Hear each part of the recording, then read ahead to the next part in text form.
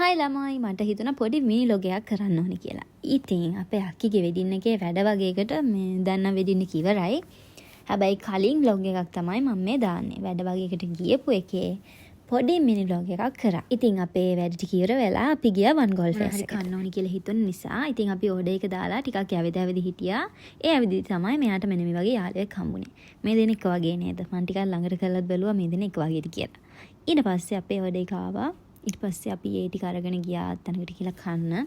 මිනි පෑන්කේක්ස් උයි bubble T එකකුයි තමයි ගත්තේ. ඊට පස්සේ එකත් කාලා අපිට හම්බුණා හොඳ කණ්ණාඩියක්. ඉතින් මේකෙන් විකාර ටිකක් නට ඉඳලා මෙතන.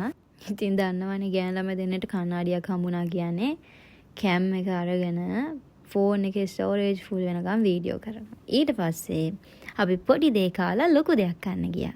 අපි ගියේ 7-Eleven එකට. ඉතින් අපි ඒක හොයාගෙන යන ගමන් තමයි මේ ඉන්නේ. ඉතින් එතනට ගියාට පස්සේ අපි අක්කි කතා කරා මට එන්න කියලා යා ඉන්න තැනට. ඉතින් මෙයා තනියෙන් කාලා ඊට පස්සේ ඒ වැඩේ ඉවර වෙලා මං එතෙන්ට එද්දි මෙයාට හොඳටම තරහ ගිහිල්ලා. කවුදානේ මෙයාට තරහ ගියා කියලා ගණන් ගන්නෙ. ඔන්න ඉතින් යාළුවෝ වුණා ඊට පස්සේ එනත් ගියා. ඊට පස්සේ අපේ අක්කිත් ආවා. එයත් මේ බඩගින්න ඉඳලා කනවා. ඉතින් එහෙනම් තව මේ වගේ ලොග් එකකින් හම්බෙමු.